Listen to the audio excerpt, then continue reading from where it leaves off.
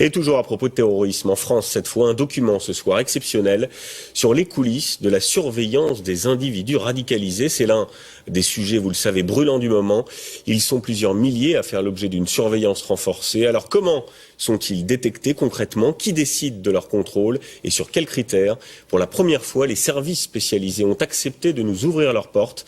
À Marseille, c'est un document signé Hakim Abdelkalek et Valentin Cruard. Marseille, préfecture des Bouches-du-Rhône, l'un des départements qui compte le plus de personnes radicalisées. Plus de 900 jugées potentiellement dangereuses.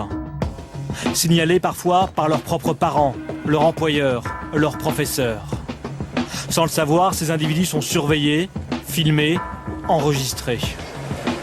Leurs fréquentations, leurs faits et gestes sont disséqués et chaque semaine, toutes les informations remontent ici, à la préfecture de police. Chaque lundi, à la même heure, Laurent Nunez, le préfet de police, réunit l'une des cellules les plus stratégiques du département, celle du suivi des personnes radicalisées. Exceptionnellement, notre caméra a été autorisée à l'intérieur.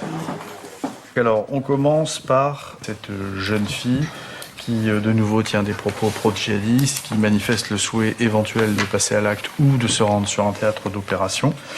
Pour cette jeune fille, une interdiction de sortie de territoire a été prise. Elle sera aussi mise sur écoute. Autour du préfet, les femmes et les hommes de l'ombre de l'antiterrorisme français. Lui travaille pour le service central du renseignement territorial.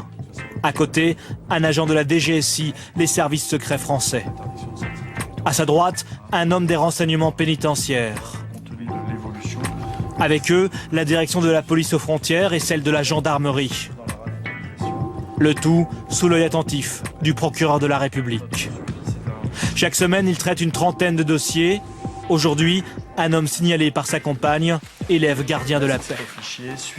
Alors lui, il nous est signalé par sa concubine qui est élève gardien de la paix. Élève gardien de la paix.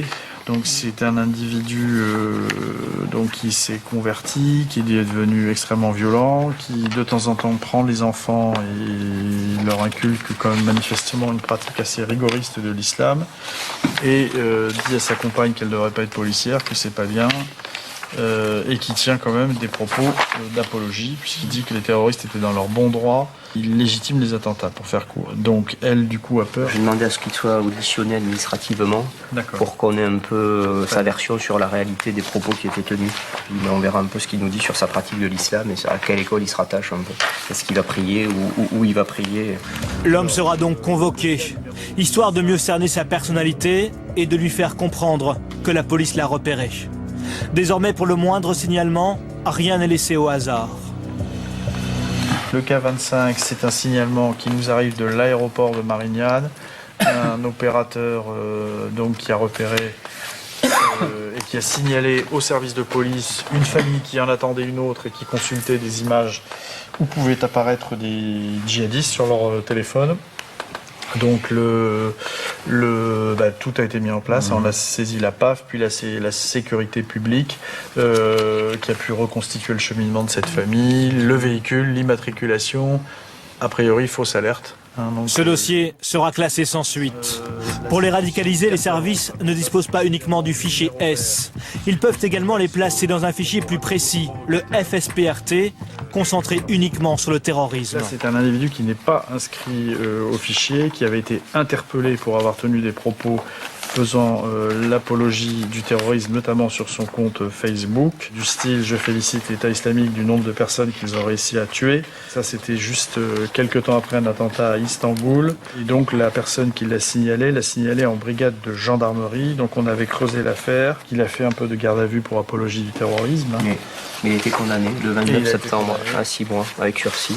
Je propose que nous inscrivions cette personne au fichier. Ce qui n'est pas le cas actuellement, à la fois compte tenu de sa faiblesse psychologique, sa vulnérabilité, qu'on l'inscrive au fichier avec un suivi RT. Un suivi RT, c'est-à-dire un suivi par le renseignement territorial. Perquisition, mise sur écoute, filature, tout est possible. Et ça peut aller de l'entretien administratif qui nous permet de rencontrer cette personne jusqu'à un suivi physique le plus poussé qui soit. Voilà, on a tout. On se situe entre ces deux modes de suivi, mais ce qui est important pour moi, pour le procureur, c'est de nous assurer que chaque individu est bien suivi. D'abord que le signalement nous remonte et qu'ensuite on a bien un service compétent qui le suit. Filature 24 heures sur 24 pour les plus dangereux. Mais la préfecture met également en place un suivi social pour les familles de personnes radicalisées. C'est le cas pour cette mère de famille des quartiers chics d'Aix-en-Provence. Allez-y, installez-vous. Elle est désormais suivie par ses 2 assistantes sociales qui sont en lien avec la préfecture.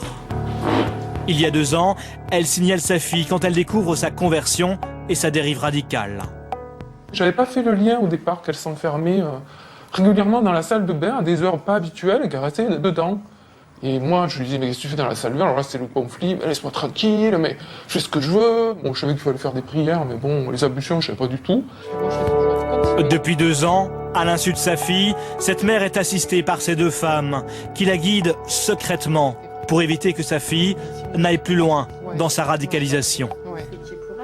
Souvenez-vous qu'on lui avait fait la proposition, par notre intermédiaire, de pouvoir rencontrer un imam. Oui, parce qu'on en avait parlé. Pour que, en tout cas, vous soyez sûr qu'elle ne pratique pas dans une communauté qui pourrait être dangereuse, voire rigoriste, et qui l'amènerait à avoir une pratique qui l'amènerait sur un passage à l'acte violent, entre guillemets, ou un départ à l'étranger. Et à ce moment-là, c'est elle-même qui a inversé, ça a renversé son positionnement, en tout cas. Oui. Quand elle a vu, à la limite, que bon, moi, ça me gênait pas, que elle était beaucoup moins motivée. Donc elle a arrêté après de faire les prières, tout ça.